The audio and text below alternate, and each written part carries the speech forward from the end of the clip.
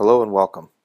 This audio clip is not to defame William C. Brobst, but is meant to enlighten the Bloomsburg community and anyone entering the community about the actions of Mr. Brobst which occurred in July of 2011. The article I'm about to read was written in response to a previous article posted a few days earlier.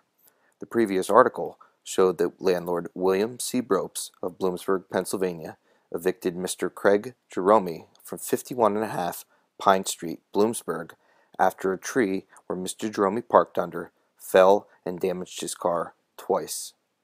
This response, which I will narrate verbatim, was written by the Bloomsburg Press Enterprise's editor-in-chief. This story comes from the August 2nd, 2011 edition of the Bloomsburg Press Enterprise newspaper. The title of the article is Inspections Reduce Disputes. Those who believe that Bloomsburg should enact a rental inspection ordinance now have a poster boy for their campaign. Of all people, it's Bill Brobst. He's best known for his service to Bloomsburg as an elected member of council, more recently as an appointed member of the Town Planning Commission. But he made headlines over the weekend in his capacity as a landlord who owns and rents 29 properties. Michael Lester of our staff reported Saturday that one of Brobst's tenants had demanded $500 from the landlord because limbs from a tree on the property had fallen and damaged the tenant's car. Brobst made good on the demand, sending the tenant a $500 check. In a letter sent with the check, Brobst told the tenant he had 30 days to get out. Brobst said the eviction was not retaliatory. Hard to believe. If the eviction had nothing to do with the tenant's complaints, why was the notice sent along with a $500 check? Brobst noted in an interview that he was within his rights to evict the tenant, and he did according to law. No doubt. But for our purposes here, the eviction itself is less important than what it illustrates. A huge imbalance in the landlord-tenant relationship.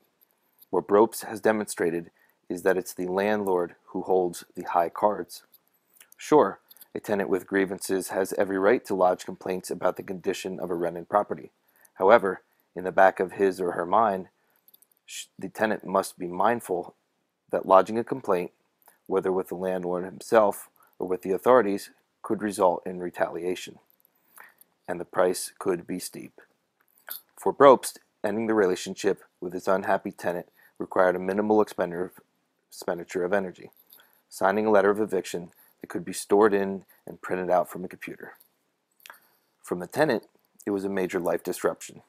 Scrambling to find suitable new living quarters, quickly arranging a move, closing old utility accounts and opening new ones, changing address information on countless documents.